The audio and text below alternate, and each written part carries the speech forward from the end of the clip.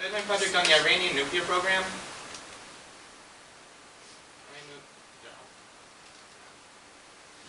So, some background on the program.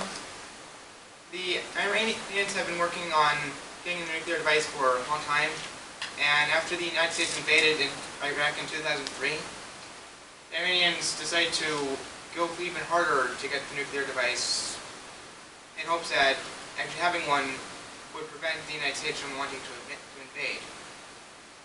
And of course this all leads to issues of trust, which already were in question, between Iran and the rest of the world, partly due to the no one outside of Iran really likes the Ayatollahs that control Iran.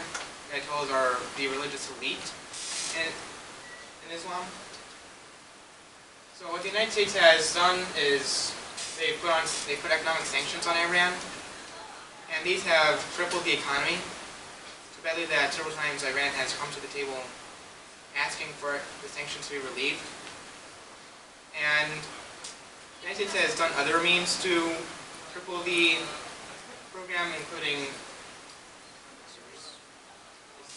Stuxnet, which was a virus that the United States and Israel collaborated to make, which infiltrated some of the major computers for the Iranian program and public computers, setting Iran back quite a ways for getting the atomic device. Just last year, maybe a bit more than last year, Iran held elections in which this man, Hassan Rouhani, became president of Iran. It is thought that Rouhani is more separate than the Ayatollahs and therefore easier to work with than the past presidents of Iran. Although considering how the last one was, it wouldn't really be too hard. Although Israel, along with a few other countries, including Saudi Arabia, still doesn't trust him. So Israel has threatened to launch an invasion of Iran in case the United States is willing to. Israel would go it alone if they had to. Although with Saudi Arabia and some other countries saying the same thing, it's likely that there might be a coalition, which would be the first time in quite forever that one of the Arab countries has an alliance with Israel, because the Arab countries have invaded Israel so much that they don't really trust much of anyone in the Arab world. So our options stand as thus.